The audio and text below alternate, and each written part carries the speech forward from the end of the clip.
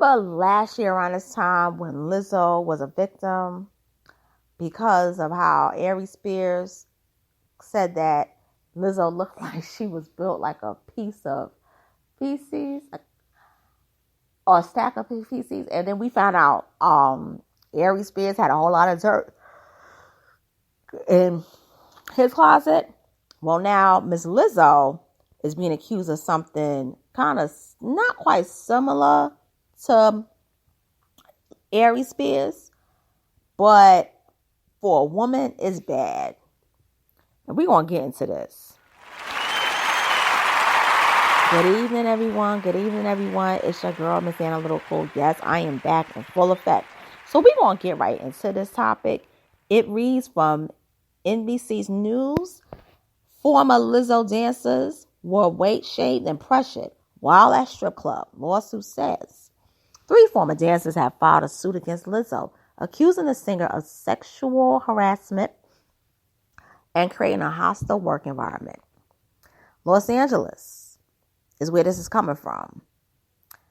3 of Lizzo's former dancers have accused the singer of sexual harassment and creating a hostile work environment in a lawsuit filed Tuesday. They also allege that she pressured one of them to touch a nude performer at an Amsterdam club and subjected the group to an excruciating audition after leveling false accusations that they were drinking on the job. The dancers accused Lizzo, a performer known for embracing body positivity and celebrating her physique, of calling attention to one dancer's weight gain and later berating, then firing that dancer after she recorded a meeting because of a health condition. The suit, filed in Los Angeles Superior Court and provided by NBC News by the plaintiff's law firm, also accused the captain of Lizzo's dance team of proselytizing to other performers and deriding those who had premarital sex while sharing lewd sexual fantasies, simulating oral sex, and publicly discussing the virginity of one of the plaintiffs. Ooh. The suit does not say if Lizzo knew about the allegations linked to the dance captain, Charlene Quigley, but the plaintiffs believe the singer was aware of the complaints about her, according to their lawyer, Ron Zambrano. The suit names Lizzo, whose real name is Melissa Vivian Jefferson, her production company, and Quigley as defendants. In addition to accusations of the hostile work environment and sexual harassment, the suit brings claims for religious and racial harassment, false imprisonment, interference with prospective economic advantage, and other allegations. Not every claim was brought against each defendant. The stunning nature of how Lizzo and her management team treated their performers seems to go against everything Lizzo stands for publicly. While privately she weight shames her dancers and demeans them in ways that are not only illegal but absolutely demoralizing, Zambrano said in a statement. The suit accuses Lizzo of calling attention to the dancers' weight after an appearance at South by Southwest Music Festival. The singers and her choreographer later told the dancer, Ariana Davis, that she seemed less committed to the role, a commitment the suit describes as a thinly veiled concern about Davis' weight. Representatives for Lizzo did not immediately respond to requests for comment. Quigley did not immediately respond to a request for comment either. Efforts to reach Lizzo's production company, Big Girl, Big Touring, Inc., were unsuccessful. Davis and another performer, Crystal Williams, began performing with Lizzo after competing on her Amazon reality show, Watch Out for the Big Girls, in 2021, according to the suit. The dancers were later fired. Ooh. The third, Noel Rodriguez, was hired the same year after performing in the video Rumors, the suit says. Rodriguez resigned earlier this year. Amsterdam club accusations. The trips to the Amsterdam strip club, Banana Bar, happened after a performance in the city earlier this year. The suit states that Lizzo's after parties were routine and non-mandatory, but alleges that those who attended were favored by the singer and had greater job security. At the club, Lizzo allegedly began inviting cast members to take turns touching the new performers, catching dildos launched from the performers' vaginas, and eating bananas protruding from the performers' vaginas. The suit says. Lizzo then turned her attention to Ms. Davis and began pressuring Ms. Davis to touch the breast of one of the nude women. Davis declined, according to the suit, and Lizzo allegedly led a chant goading her to do so. After Davis declined 3 or more times, the chant grew louder and more strident, demanding visibility and uncomfortable Ms. Davis engaged with the performer. When Davis eventually acquiesced and briefly touched the performer, the group burst into laughter, the suit said. Afterwards, Lizzo allegedly pressed a member of her security staff to get on stage and began yelling, "Take it off," according to the suit.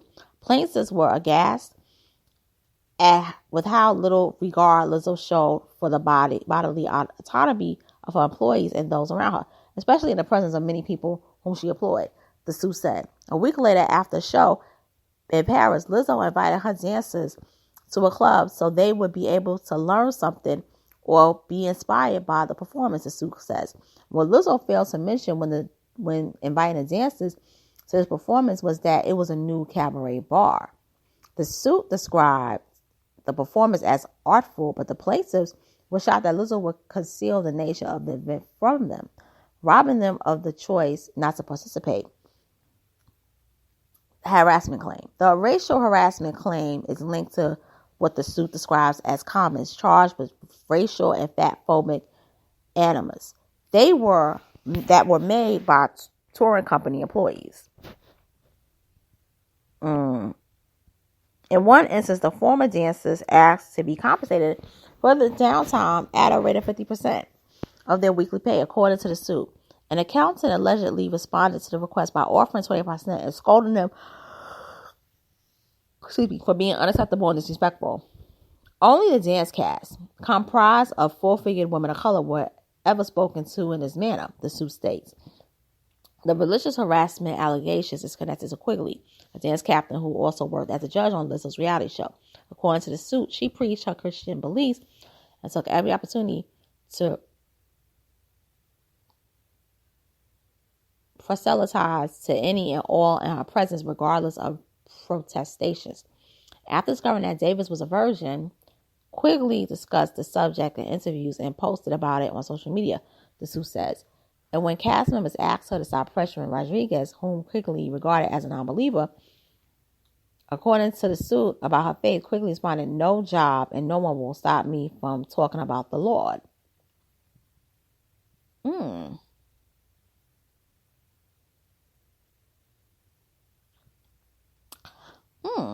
The dancers were dismissed. 2 dancers were fired in April and May, according to the lawsuit. Williams lost her job April 26, days after she spoke up at a meeting in which she challenged an accusation from Lizzo that the dancers were drinking before performances.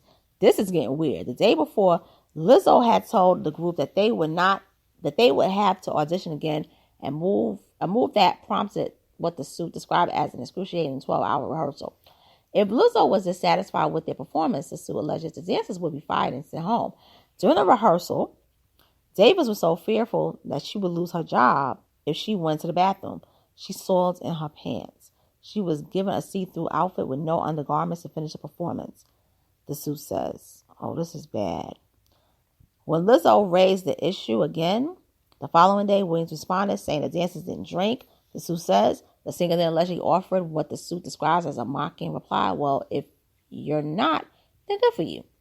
5 days later, on April 26, Lizzo's tour manager fired Williams in a hotel lobby, the suit says. The manager attributed the termination to budget cuts, said the suit, which noted that no one else was fired. Davis acknowledged the meeting. Rodriguez complained to the manager about the decision to publicly fire Williams, a move that Lizzo repeatedly raised with the dancers during an April 27th meeting, during which she told the group that she had eyes and ears everywhere, according to the suit. Davis recorded the April 27th meeting because she suffered from an eye condition that sometimes felt her disoriented and stressful situations, the suit says. Days later, Lizzo held an emergency meetings and had security employees confiscate dancers' phones, the suit states. Lizzo became furious, hurling expletives at the group and stated that she was going to go around the room, person by person, until someone told Lizzo who made the recording, the suit says. Davis acknowledged recording the meeting, saying she wanted to have a copy of Lizzo's performance notes. The suit says, when Davis said she hadn't meant any harm and that she deleted the video, Lizzo allegedly responded, "There is nothing you can say to make me believe you." Ms. Quigley and Lizzo then took turns berating Ms. Davis, the suit says. After castigating Ms. Davis, Lizzo fired Ms. Davis on the spot. Before Lizzo left the meeting, Rodriguez told her that she felt disrespected and resigned, the suit says. Lizzo responded by cracking her knuckles, balling her fists, and using the expletive to tell Rodriguez she was lucky, the suit states. As Rodriguez left, the suit says Lizzo raised both her middle fingers and yelled a slur. Ooh. The suit alleges false imprisonment against Lizzo's production company because a member of her security detail allegedly forced Davis to remain in the room after the meeting ended so he could search her phone for the video. The suit does not specify a dollar amount for damages that cover emotional stress, including unpaid wages, loss of earnings, and attorney fees. In the meantime, Lizzo continues to inspire fans. In a recent clip circulating on social media, the singer can be seen telling a young woman attending a concert in Australia how beautiful and special she is and how she could be the greatest dancer in the world. Speaking to the fan who she said had been bullied online, Lizzo said, "The words that we say have a long-lasting effect on people." And with that being said, I'm going in. Lizzo, they're taking you down. They're taking you down. And I'm saying it like that because you know and I know that you are one of the girls. And when I mean one of the girls, I am talking about you that for the team, as in the LGBTQ team. You said that you are not straight. You said this. Now, you say you're not gay, but you say you're not straight. But the girls are coming at you, darling. They're coming at you in full force. They're going to take you down. And I'm going to be honest with you, Lizzo. This article from NBC is very compelling. I'm going to tell you why. Because it went into depth about you, girl. See, you one of them people. And I'm going to say something. Because y'all going to think that I'm going to say something. But I ain't going to say the way I think. My insight is totally different. See, a lot of y'all thinking that the white power structure is taking us down. And that could be well so. But here's the thing. I know what you get. Your game is Lizzo. You had to do all this stuff to come up. You had to basically humiliate yourself. You had to walk around naked. You had to basically, make yourself like magnified. Make yourself a sex object. You had to humiliate yourself in front of the world, looking like a ham hock. Yes, I said it. So now what you're doing is you're making those young ladies do the same things that you had to do to come up. So it's like, okay, you want to be part of my team? You're not going to get this easy. Yes, in public, I love my fans. And I do believe she loves her fans. Yes, I ride for my team. I ride for the big girls. I ride for the queer people. But when it comes to how you want to be part of my team and how you want to be in my inner circle, that means my dancers, okay? Maybe other people, but right now it's the dancers. If you want to be a part of my world, you're going to have to do the same things I had to do to get in my foot in the door. That's what it's all about. So she's basically hazing them. She's hazing them. That's what it is.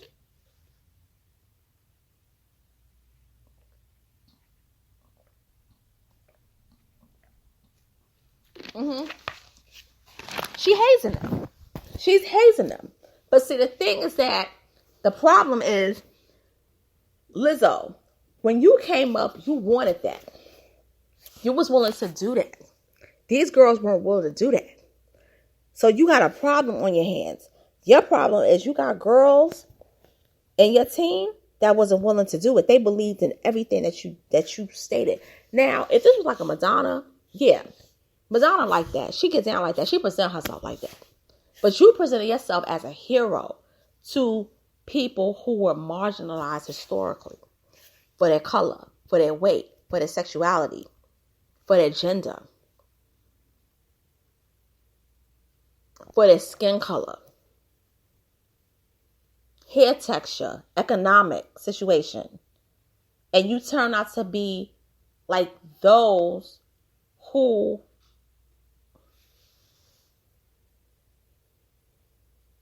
were not those who are like traditionally built.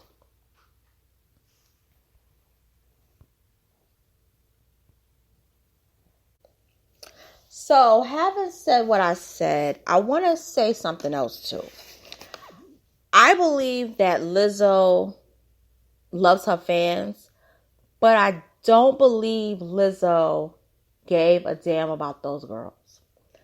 They were just part of the show to sell her image, to sell her brand. It was just branding.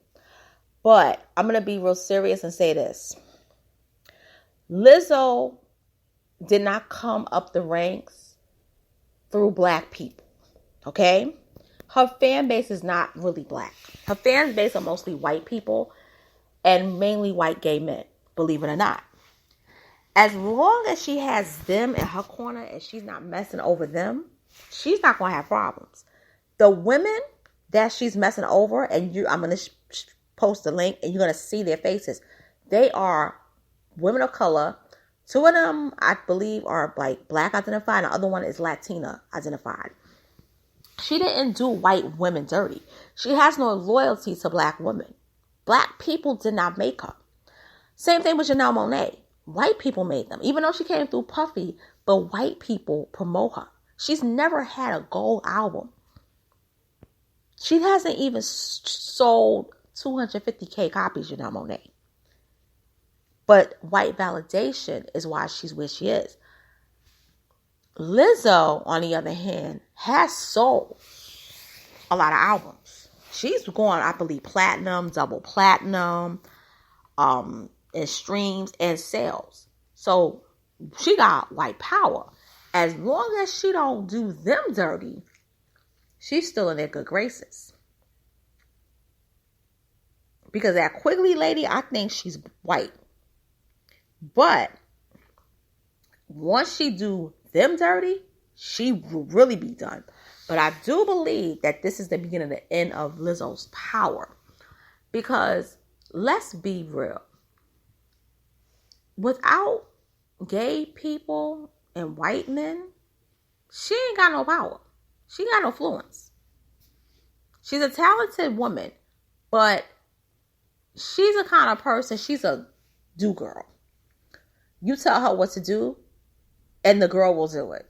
So her thing was, I'm going to treat these black and Latina women the same way that I was treated to come up. They hazed the shit out of me. I'm going to do the same thing. Another thing, too, I'm going to be honest with you. I do think Lizzo was kind of prostituted by the people that made her. And I do think deep down inside it bothered her. So I think it's a way that she's getting back at people. But the moral of the story is, these young girls, they were very impressed with Lizzo. And Lizzo played them. And some people are not going to believe that Lizzo did that to them. But I believe she did it. And with that being said, this goes to show you that, like what Yvette Carnell was saying and what Tariq Nasheed was saying, you can't be mammying up with these people. And with that being said, I'm signing out. Thank you for listening. Good night.